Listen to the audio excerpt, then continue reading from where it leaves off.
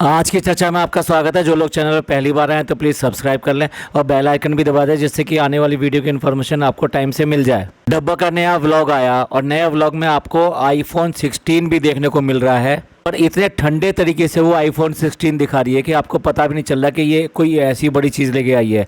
ये तो वो चीज़ होती है जिसको ये अनबॉक्सिंग करते हैं, जैसे लेने जाते हैं या सरप्राइज़ में दिखाते हैं, उसके बाद में आईफोन दिखाते हैं। पर इस बार इन्होंने ऐसा कुछ भी नहीं किया। पता है क्यों नहीं किया? ये जो कह रही है कि आईफोन हमने ना पहले ला के रख लिया था और हमने सोचा था कि एनिवर्सरी पे इसको दिखाएंगे और फनी ने इतनी सारी गिफ्ट ले आया इसलिए हमने जो आईफोन दिखाया नहीं। चल झूठी, ऐसा हो सकता है कि गिफ्ट लाया हो और वो भी आईफोन जैसा, उसके सामने वो छोटे मोटे गिफ्ट जो है वो ये ले लेगी। मतलब इसको एक एक बात हर तरह से पता रहती है। ये खामखा का दिखाती है कि क्या लेकर आए हैं, क्या लेकर आए हैं। तो ये जो आईफोन था इसके लिए इसके इन दोनों के बीच में झगड़ा हुआ। यानी जब इसने गिफ्ट लेकर आया और चौन्नी चौन्नी से गिफ्ट लेकर आया, जबकि सारे के सारे इसी के पैसे से गिफ्ट लेके आए थे। आप याद करिए, जब ये गिफ्ट खरीदने गया था तो वहाँ पे जो गिफ्ट खरीद रहा था तब क्या था, अरे नहीं नहीं नहीं, ये तो बहुत महंगा है। मतलब गुटखा किंग इसके पैसों से इसके लिए गिफ्ट लेने गया था और ये कह रहा है कि ये बहुत महंगा है। और पता है ऐसा उसने क्यों कहा? ऐसा इसलिए कहा है कि ये कह रहा था कि जैसे ही मतलब ये कार्ड स्वाइप करेगा या कुछ करेगा तो उसको पता लग जाएगा। तो कुल मिला के इस बात का डर भी है कि भैया इतने पैसे उसने खर्च कर दिए, तो वो ही कहेगी कि इतने पैसे क्यों खर्च कर दिए। तो वहाँ से इस तरीके से गिफ्ट वगैरह लेकर आया और उसने बाद में इसने डब्बा को ये सारे गिफ्ट दिए। अब जब डब्बा को गिफ्ट दिए तो डब्बा को ये एक्सपेक्टेशन थी कि वो गिफ्ट में डेफिनेटली आईफोन 16 उन्होंने नहीं लिया है तो वो आईफोन 16 लेकर आएगा उसके लिए। और यहाँ डब्बा को निराशा हुई कि भाई ये तो नहीं आया। तो इसकी वजह से उसने पहले इससे झगड़ा किया है और उसके बाद में वो आईफोन 16 मंगाया है और वो बिना अनबॉक्सिंग के ऐसे ही दिखा दिया है। ये किस मूड में है, कैसे हैं, ये आपको व्लॉग में पता ही लग गया होगा। तो ये चालू ऐसे ही चालू नहीं है। आईफोन 16 जैसी चीज़ को बिना अनबॉक्सिंग करे, बिना लिए दिए दिखाए ये व्लॉग बना दे। भाई जो लोग मार्केट से कुछ सामान भी लेकर आते हैं तो वो भी व्लॉग में दिखाते हैं। अब इसी व्लॉग में देख लीजिए, एक बार बताओ कौन ये दिखाता है कि ग्रोसरी का आइटम वहाँ से लेकर आए हो मार्केट से और फिर उसके बाद में सजा सजा के उसको घर में दिखा भी रहे हो कि हम ये लेकर आए हैं, हम ये लेकर आए हैं।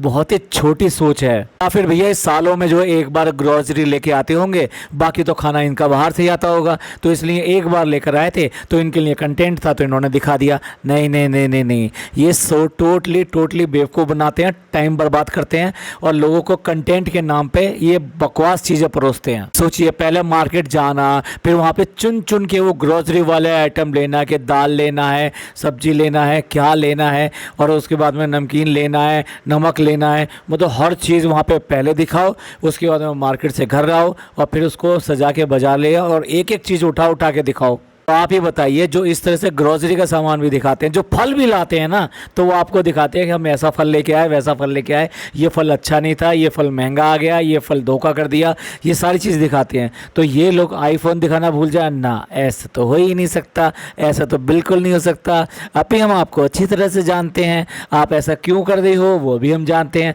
आपके पीछे क्या हुआ है वो भी हम जानते हैं, आपकी आपस में क्या क्या हुई है बात वो भी जानते हैं। अब देखिए, सऊदी से इसके 2 फ्रेंड आए हैं फनी के, और वो जो आए हैं वो गिफ्ट भी लेकर आए हैं इनके लिए और वो बता रहे हैं कि 5 साल बाद जो है यहाँ सऊदी से आए हैं। तो भैया अम्मा जो बैठी है, अम्मा द डॉल, उनको जो ये हो गया कि भाई 5 साल से तुम घर भी नहीं आए, घर वालों की याद भी नहीं आई, ऐसे कैसे रह सके। फटाफट डब्बा जो है बात बदल के ये कहती है कि भैया इनका तो बहुत बहुत जो है धन्यवाद, और ये तो बहुत ही अच्छे हैं क्योंकि ये जो हम गए थे तो इन्होंने हमारी बहुत हेल्प की थी।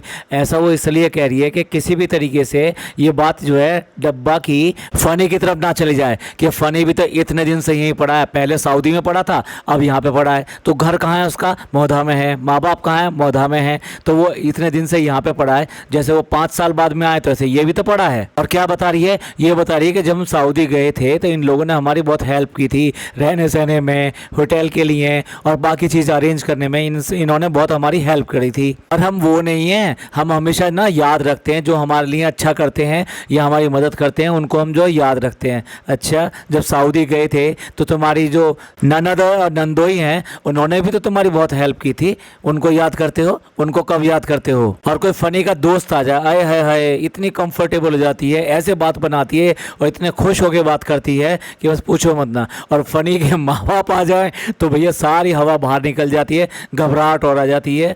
एक बात और नोट कीजिएगा, इस पूरे व्लॉग को उसने बड़े आराम से बड़े तरीके से बना लिया, मतलब आराम से बनाया है, कोई उसको दिक्कत नहीं हुई। लेकिन लास्ट में जब उसने क्लोजिंग करी है तो हाँफ कर दिखा दिया कि हाँ मेरी तबीयत ख़राब है और आप जो सारी बातें कर रहे हो ना वो करते रहो।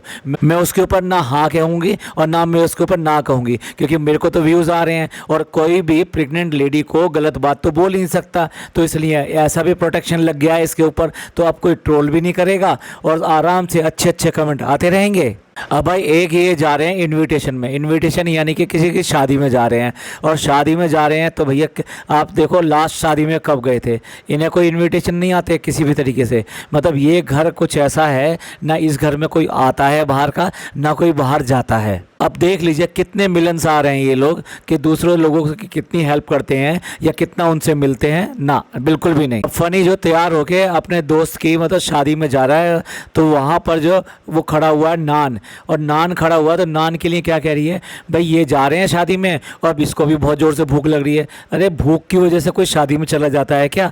मतलब इतने भिखमंगे हो, तुम्हारी हालत इतनी ख़राब है कि तुम्हारे घर में अपने घर में खाने के लिए नहीं है कि ये भूख लग रही है तो चलो इसको भी शादी में भेज देते हैं, और कोई देख लो भैया कोई और भूखा है तो उसे भी शादी में भेज दो। बेकार में घर में खाना भी नहीं है, बनाना भी नहीं है, कुछ भी नहीं करना है, तो अब सबको शादी में ही भेज दो। और भाई वो गिफ्ट लेके आए हैं, सेंट लेके आए हैं उसके लिए, वो सेंट को लेके कितना खुश हो रहे हैं। लेने में कोई दिक्कत नहीं है, कुछ भी हो दे जाओ दे जाओ दे जाओ। और लेने और देने पे याद आया, आप सोचिए कम से कम इसने जब इसके सास ससुर गए थे, यानी कि ये 1 महीना के करीब गए थे, जब 2 अक्टूबर के आसपास वो आए थे। और मैंने याद भी दिलाया था कि 2 अक्टूबर को क्या हुआ था, पणजी गए थे सत्संग में। तो इसी वजह से मुझे भी याद है कि इसके सास ससुर कब आए थे, यानी आई मीन कब गए थे। तो सास ससुर जब गए थे उसके बाद में एक ब्लॉग छोड़ के अगले ब्लॉग में इसने ये बोल दिया था कि अब हम जो गिव अवे करेंगे और जिन लड़कियों की शादी है उनके लिए सूट देंगे, और उनके लिए कितने 50 सूट दें या 25 सूट दें, ये सारी चीज़ें, या 100 सूट दें, ये सारी चीज़ें इन्होंने अपने व्यूवर से पूछी। और उसके बाद में वो आज देख लीजिए, आज जो है 14 नवंबर हो चुकी है, यानी कि आधा नवंबर हो चुका है, अभी तक वो सूट सारे सारे डिस्पैच नहीं हुए हैं। और इसने उस सूट के नाम के कितने व्लॉग खा लिए भैया। जिनकी शादियां थी उनकी अब तो शादियां भी हो चुकी होंगी, अब ये उनके पास में ये ये सूट जाएंगे। और मैं व्लॉग के नीचे देख रहा था भैया, इतने कमेंट थे, आप ही हमारे को भेज देना, हमारे को ज़रूरत है, आप ही हमारे को भेज देना, हमारे को ज़रूरत है। और कोई कह रहा है कि हमारे यहाँ शादी है। और एक कमेंट तो मैंने स्क्रीनशॉट भी लिया था, अगर मिल गया तो मैं लगाऊंगा। वो उस स्क्रीनशॉट में क्या है कि किसी ने इससे सूट की तमन्ना की है, यानी कि सूट हमको दे दो, हमारे यहाँ हमें ज़रूरत है, हमारी शादी है। उसने ये कहा था मेरी बहन की शादी है, और उसने कंप्लीट एड्रेस मतलब ब्लॉग के नीचे अपने मैसेज में डाल रखा था। भैया ऐसा मत कीजिए, इन सूटों और इन सब के चक्कर में अपना पूरा एड्रेस इस तरह से ओपन मत कीजिए। आज की डेट में इतने फ्रॉड चल रहे हैं, पता नहीं कौन सा फ्रॉड किसको जो है पूरा का पूरा बर्बाद कर दे।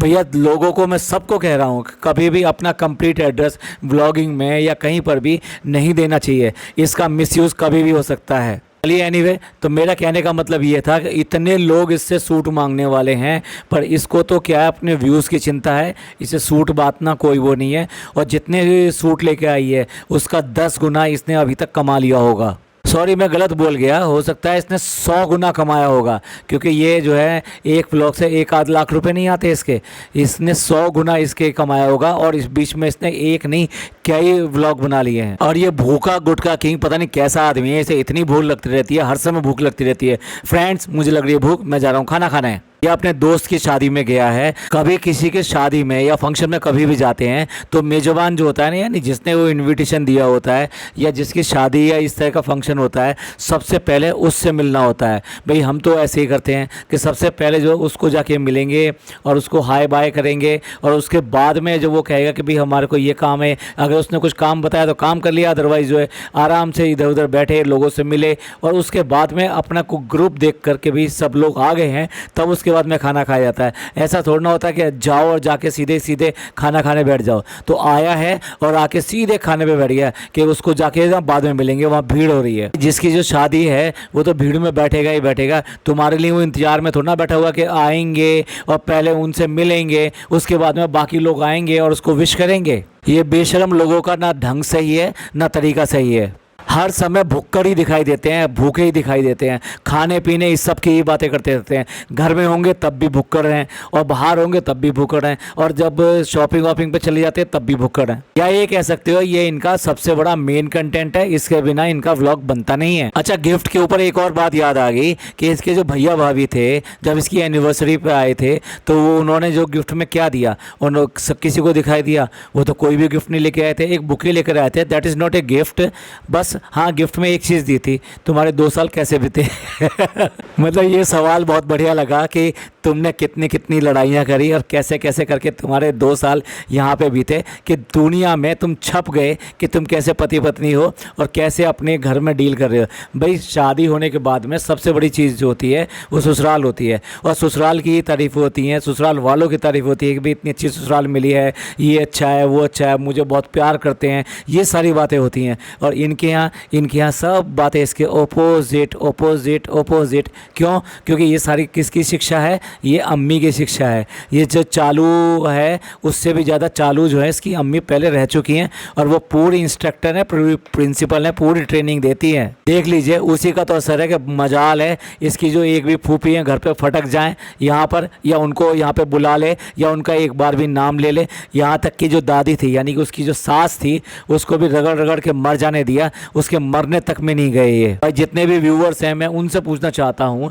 कि जब भाई सबका दिन आता है, ऐसा नहीं है मेरा भी दिन आएगा, ऐसा नहीं है कि मैं आपके लिए कह रहा हूँ। तो जितने भी व्यूवर्स हैं और हम लोग हैं, जिस दिन वो मरेंगे, हम लोग मरेंगे, मतलब हमारे अगर बच्चे या उनके बच्चे होंगे या जो भी कोई होगा तो हम नहीं चाहेंगे कि वो हमारा नाम लें या फिर हमको पूरी इज्जत के साथ में दफनाएं या जो भी कुछ काम होता है वो करें। हर एक कोई चाहता है कि भाई मेरे जो घर के लोग हैं वो मेरे को बड़े प्यार से इस दुनिया से विदा करें। और वो दादी किसके कंधों पे विदा हुई? मतलब इनका घर का पूरा है ही ऐसा।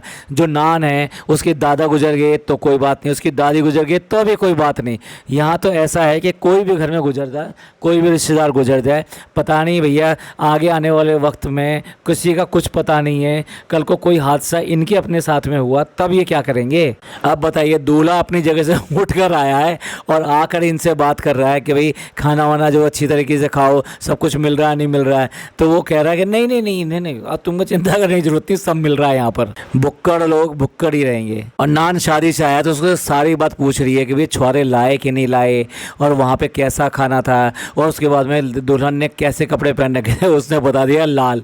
तो भैया मन मुरझा गया होगा, क्योंकि वो तो सोच रही थी कि बैंगनी पहन रखा होगा, क्योंकि इसकी पसंद तो बैंगनी है। जब देखो जब इसका हाथ जो चलता है वो बैंगनी कलर पे चलता है। पे एक और कांड देखो इस बेशरम का। रात के 2:30 बजे पकौड़े बन रहे, रात के 2:30 बजे पकौड़े कौन खाता है? और जब ये पकौड़े खा रहे थे तो इस प्लेटफॉर्म पे क्या होगा भाई, कोई इधर सो रहा होगा, कोई उधर सो रहा होगा।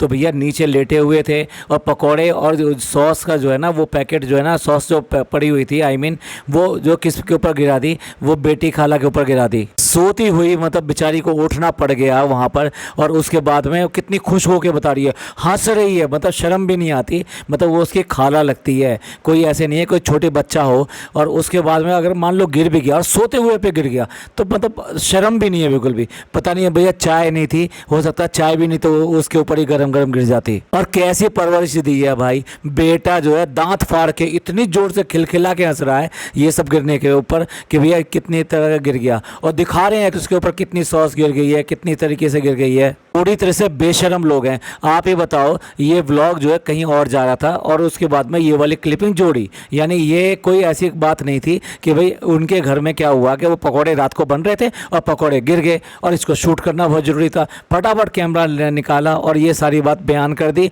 और दांत फाड़ के हंस भी लिए और दिखा भी दिया यहाँ पकौड़े के जो सॉस थी वो इस तरह से गिर गई। अदे भैया उसको ऐसा नौकरानी समझ रखा है कि उसकी कोई इज्जत ही नहीं है, और वो बिल्कुल भी चूं भी नहीं कर रही, उसके ऊपर इतनी सारी सॉस गिर गई है उसके बाद में भी, क्योंकि उसे भी पता होता है कि इस समय जो कैमरा खुला हुआ है, और कैमरा ना खुला हुआ होता तो शायद वो भी 2-4 बातें कहती, पता नहीं वो अपने बच्चों को कह पाती या नहीं कह पाती, इन बदतमीज़ बच्चों को जो उसके ऊपर हंस रहे हैं, अपनी माँ के ऊपर हंस रहे हैं अगर उसके ऊपर सॉस गिर गई है तो। और भाई हद है, 2:30 बजे ये सब पकौड़े वकौड़े खाने के बाद में गुटखा किंग जो जाके अपनी चप्पलें धो रहा है वॉशरूम में, यानी बाथरूम में जाके अपनी चप्पलें धो रहा है। और वो चप्पलें क्या धो रहा है, वो वास्तव में अपने कपड़े भी धोता है। ये पिछले किसी व्लॉग में भी दिखाया था कि मैं जा रहा हूँ अपने कपड़े धोने क्योंकि धुले नहीं है मेरे कपड़े। जो लोग कहते हैं ना आपको क्या है, आपको क्या, देख लो एक घर जमाई की इज्जत क्या होती है। ये भी कह रहे थे, मतलब मेरे को कमेंट आया था कि वो तो कितनी इज्जत से रहता है। तो मैंने उसको आंसर में 4 इज्जतें गिना दी थी कि जहाँ पर बहुत अच्छी इज्जत हुई है गुटखा किंग की। और उसको मैं लिखा था साथ में कि अगर कुछ और इज्जत चाहिए तो मैं और इज्जत भी बता दूंगा कि ये सब लोग कितनी गुटखा किंग की इज्जत करते हैं। चलिए व्लॉग का रिव्यू यहीं पे एंड करते हैं और मिलते हैं अगले पॉडकास्ट में, जिसमें कि बाकी व्लॉग का रिव्यू करेंगे। और क्या इन्होंने और ज़बरदस्त ड्रामेबाजी करी है भाई, देख के मतलब मैं तो दंग रह गया कि इतनी ज़्यादा बदतमीजी, इतनी ज़्यादा बेशर्मी कैसे हो सकती है। आपका इस सब के बारे में क्या विचार है, प्लीज़ कमेंट करके ज़रूर बताइएगा। ये पॉडकास्ट आपको अच्छा लगा हो तो प्लीज़ लाइक कीजिए, सब्सक्राइब कीजिए, शेयर कीजिए। थैंक यू, धन्यवाद, शुक्रिया।